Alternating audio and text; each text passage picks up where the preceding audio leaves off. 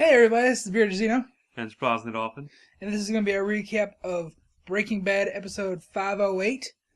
And what's the episode It's title? called Gliding Overall. Gliding Overall. It's about a poem. And if you notice, we skipped from 501 to 508 because 509 comes on in 2 days, and we wanted to get this recap up for you guys so you know what's going on. And we will cover the rest of those coming out pretty damn soon. We just wanted to get this one out of the way, and we'll do continuity the rest of the way. Yep. And also I want to apologize for the terrible quality of the last recap, which is 501. Prompt this time will be a lot better because I'm actually taking notes on a computer instead of dumbass pen and paper. Yeah. So, it should be a lot better. We start off the episode where Walt is concentrating on this fly. Did you get that this is kind of a callback to the Fly episode? Yeah. That's what I thought it Because was. a lot of people actually hated that episode. I guess it was kind of like Yeah. like a troll, kind of like Jar Jar Binks winking to the audience in episode Maybe. 2. A lot of people, I actually like that one. Yeah, It's kind of a split. That was like one of my favorite episodes, Yeah. just because it was so comedic. Then Todd walks in, and he's talking to Walt about smashing Mike's car. And then he shows him the car open up, and hey, you get to see Mike in this episode, his dead body in the back. And Jesse shows up and asks what happened to Mike, and Walt lies to him again and says he left town like he originally planned. Well, no, he just said he's gone. And he said he's gone. He didn't lie. half lie. He just like He's indirect. gone, That's interesting because now that's 3 big lies that he has on Jesse that Jesse just has to find out about someday. He's got how Jane died, he's got how Brock got poisoned, and now he's got what happened to Mike. Yeah, you heard the whole scary juice box man theory for Brock?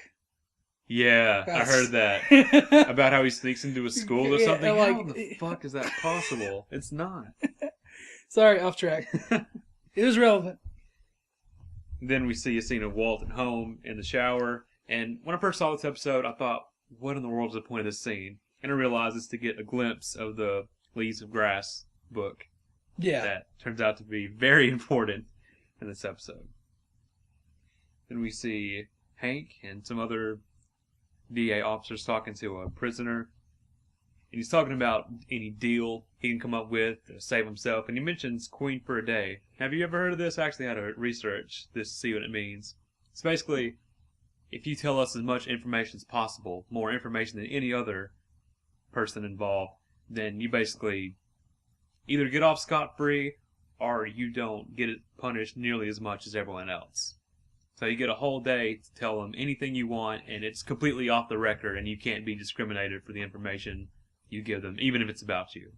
I didn't even know that was an actual term. I thought that was just like... No, that's a real... That's what I thought, too. I thought he made it up. I thought it was Hank or... I thought it was just like, yeah, Somebody being you funny. be queen for a day, just whatever the hell you want. It's a real police term. Oh, so that's interesting. that's really neat. So then Walt meets up with Lydia at this cafe, and they talk about the list of people that are in, they called it the legacy before. Basically all the people who know about the Gus's meth operations. Yeah, all Mike's guys. Yes. I'd say this is one of the most boring scenes ever. Just... I don't think this scene. Yeah. I love this scene. I just... Because Lydia's smart. She knows that if she gives them a written list, the tale in she's gonna it's die. really smart, and it is very, very quippy, I guess. You use the word. But it's the first part when they come down, it's just so boring because she's so awkward. She and- is very awkward. Well, the thing is, you don't even like her character when I do. Yeah. I think she's interesting. But she's smart because she knows she's dead if Yeah. she gives them the list of names. And it's ironic because he says, oh, you think I'm just going to kill you like this in public? But that's, in fact, what he was going to do. Yeah. So that was very ironic. And then she advises him to take the business to the Czech Republic. And this is real, too. The drug use there is rampant. I think like a whole 5, maybe 10% of the population is hooked on illegal drugs, which I didn't think was that high, but it's high compared to about every other country in the world. I didn't know that. He says the guys down there are used to 60% purity of meth, when we all know that Heisenberg makes, is it 95% purity? I think it's 98%. Yeah, it's very, very high. So they would love this stuff. And he asks, why didn't you do this with Gus? And she tickles his ego, makes him feel good about himself, saying, oh, I can't do that because you killed him. So that was just to appease Walt. And then there's also a cool catch. She says, "We're going to make a lot of money together," which is the exact same thing what Tuco told him in season 1. Did you catch that? Oh, no. Yeah, I love that. Dude, that's awesome. And then he reveals, after she leaves, that he had the Ryzen cigarette under his hat. What do you think his plan was? I mean, put it in her coffee, or how could this have worked out to where she died? I don't know. I don't know. I don't know. Then Walt goes back home, puts the Ryzen cigarette back in the wall socket, and he calls Todd to set up a meeting with his uncle, who apparently has prison connections. They toss around ideas like a riot and stuff like that, just so they can kill all the people at one time. This is funny. They mentioned Bin Laden. They said this would be trickier than killing Bin Laden. A rule of thumb of TVs is that when the show starts, that's the year it takes place. Breaking Bad started in 2008. And so according to its own timeline, this would take place around 2009. Bin Laden died in 2011. So according to the show's timeline... Well, they didn't directly say that he was dead. He would just say it would be as tricky as getting to him. Watch it again. They said it would be trickier than the plot to kill him. I thought that too, but when I saw it again, I'm sure it was a past tense reference. And of course, people have asked Gilligan about this, and he gives that excuse that, it doesn't take place in any time period. It can take place in any time period. I don't know. Bullshit. That was that was a cheap answer. But still, I thought that was interesting. That according to its timeline, Bin Laden wouldn't be dead yet. Plot hole! Yeah, kind of. And then we look around the room and we see the same painting that we saw in the doctor's office in the pilot. And where else you say you saw it before? It was in the hospital where, that's what they talk about in the commentary. Yeah. And then Walt demands that all 10 of these guys die in 2 minutes' time. And even they say that's a ridiculous request. And Walt says, well, that's your job. You figure it out. Being douche he is. But I guess they still find out a way. Then we get an amazing montage of 9 stabbings and one guy being burned alive in 3 different prisons in less than 2 minutes' time. That's some master planning. With some awesome music to it, too. Yeah, great music that went along with it. Then Hank was taking a picture of some cheerleaders or something when someone comes and whispers to his ear about what happened to the prisoners. A lot of people say this is connected to how Bush was told about 9/11. Yeah, he was reading to the kids and someone did the exact same thing. I mean, kind of. There was school-related functions, but I don't know. It's too loose. I think that was like a sponsor, like a team sponsored by the DEA or something like that. But I thought that was an interesting little comparison that some people would make. Then you see Walt and Skyler at Hank and Marie's house. They're playing with Holly. And Hank comes home. You can tell he's upset that all of his leads just died automatically. You get this. It's been a running theory through the whole show that when Walt kills somebody, he takes an attribute of that person. Like when you kill Crazy 8, who wanted his sandwiches without the crust. It's like the next episode, he wants his sandwiches with the crust cut off. And then, of course, he kills Gus, and he's acting and carrying himself like Gus after he killed him. Apparently, people are saying that Mike had his drinks on the rocks. Now Walt has his drinks on the rocks. So that supports that idea that he takes things from the people he kills. Good Lord. Yeah, so I think that has a lot more weight now. That's pretty cool. Yeah. I know he acts a lot like Gus. He does. So. And then Hank tells them the story about him marking trees when he was in high school and says it's better than chasing monsters in this business. What kind of job is fucking marking trees? You said this in high school. You only got paid like a few bucks to do this. Not enough to get some beer. Yeah, like this is such a weird job. Why would you need to mark trees for professionals when they should know where these trees are? That just seems like just such a weird job to me. What do you think about that? Well, I know there's only like some certain trees that can tear down, and like they have to have a surveyor come in and say you can tear down this one, you have to tear down this one, and they have to mark them to say, okay, these are the ones. But you you can tear think down. they could figure that out? Not waste money paying a high schooler to come spray paint tree. Maybe they just want to get the fuck out of there and just chainsaw everything down. I don't know. Then we have the awesome transition for him bending down. He comes back up in the One they call of it the bunny suit. best transitions Love I've ever that. seen ever. And then we get the perfectly fitting song, Crystal Blue Persuasion. Yes. Oh, that fits so well. And a lot of people were saying, oh yeah, Gilligan, he's been sitting on this song for years. I'm sure he had this idea in his head the whole time. Apparently he just heard it a few months ago. Like a few months before they even shot the episode. And just, he knew it would be perfect. But still, you think once you make a show about blue crystal meth, you might Google it and come up with a song like this? The meth No. didn't even get blue to the end of season 1, though, right? Well, yeah, but that was still several years ago. You'd think he would have found this song by now. But yeah, that was interesting. You only found out about it recently. Well, about a year ago. Because this was... Yeah, about a year ago now. Yeah. Recently compared to when he made this episode. Then we get a montage of them cooking more meth and counting the money and people trading money. And you see they dunk the meth in bags in like some black oil-looking gunk. Remember that? Yeah, I'm trying to think of what that could have been. I don't know. And then it gets on an airplane, assuming it goes to Czech Republic. Then several months pass, no, 3 months pass by, and we see Holly can finally walk, and Bree's talking to Skylar, trying to convince her to take the kids back. The only way to fix the family is to fix the family. Yeah. I don't know why Skylar wouldn't take the family back. I mean, I can't believe they were there for 3 whole months. It's crazy. Then Skylar comes home to find Walt in the infamous backyard pool. Yeah. I have a conspiracy theory, but I'm not going to share it. Yeah. She tells him to take a ride with her to their storage space. And she shows him a pile of money, giant pile of money, and tells him that it's so much she can't even keep up with it.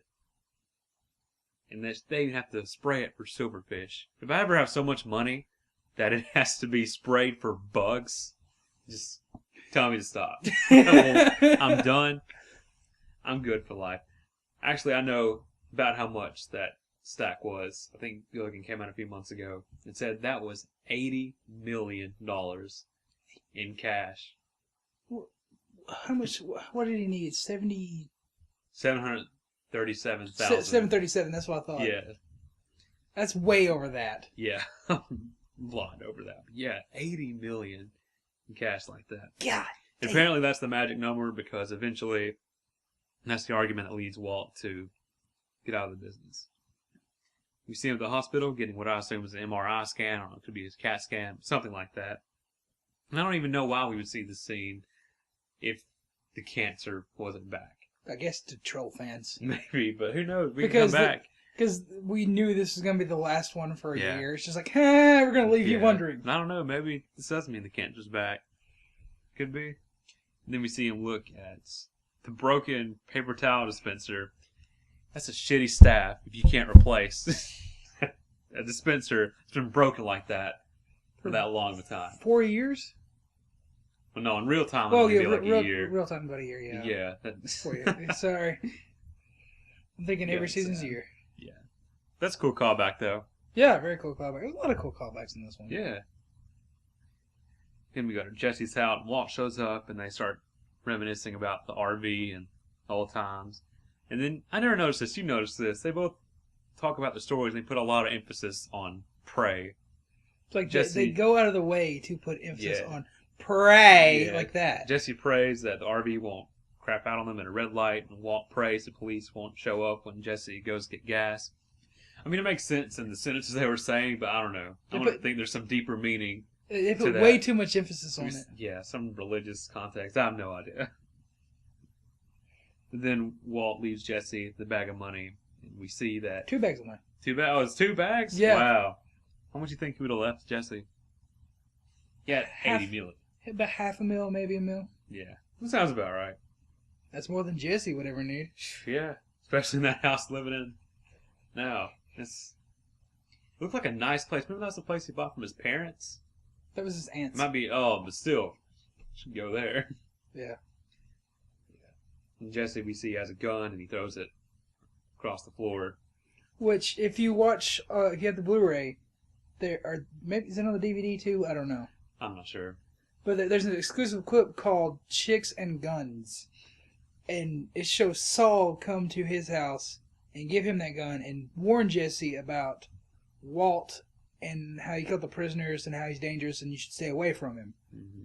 And also, there's a topless stripper, so that's a plus. Worth it right there. Yeah. Then we go back to the White House. The White House. Yeah. And Walt tells Skyler that he's out. Yep.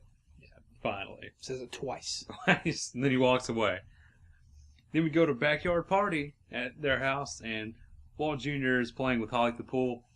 When I first saw this, I'm thinking something huge has to happen. I thought Walt was going to, like, trip, and him and Holly both drown in the pool, or something like that. I was expecting something huge like that to happen.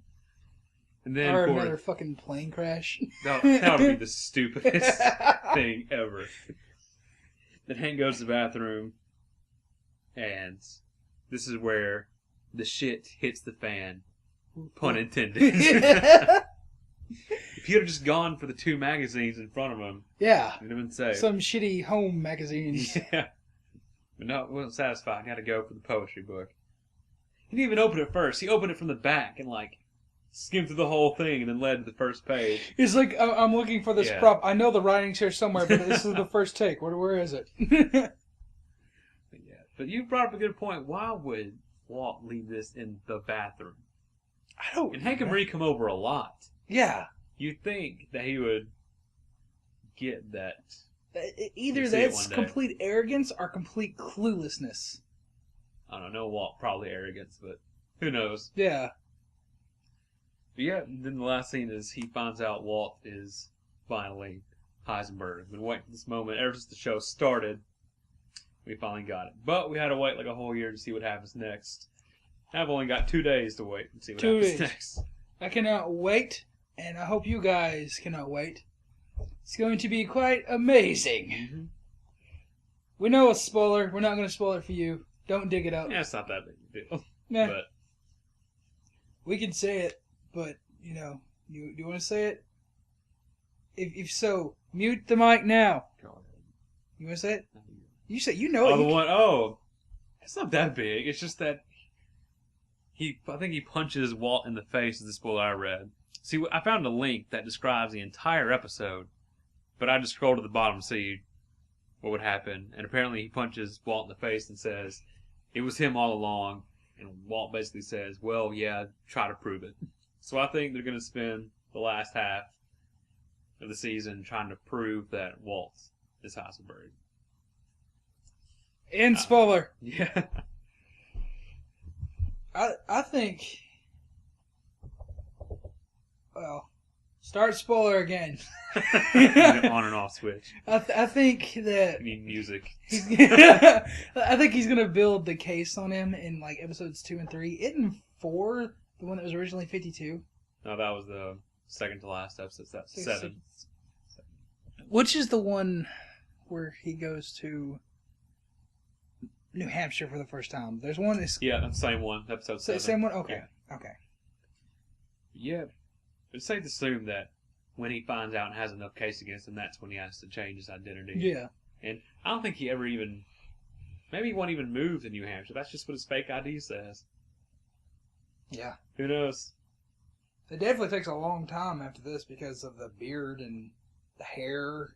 Well, yeah. We knew that was... It's Won't take got to too be at least.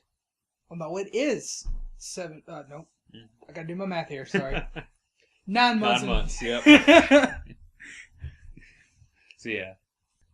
So, yeah, just continue to support this series. We're going to go through the entire series eventually. Our recap of the newest episode, 509, will go up pretty soon. Monday or Tuesday. Yeah, something like that. So, be looking forward to that, and we will try our damnedest to recap everyone in a timely fashion. He's, fortunately, surprisingly, Dolphin is going back to college, which is pretty far away, and he can't just exactly come here on a really, really timely fashion. So we'll have to kind of do them out of... What might happen is you might get 2 or 3 recaps at one time. Yeah. Maybe. but we're definitely going to do them. Share it. Show your friends. Yes.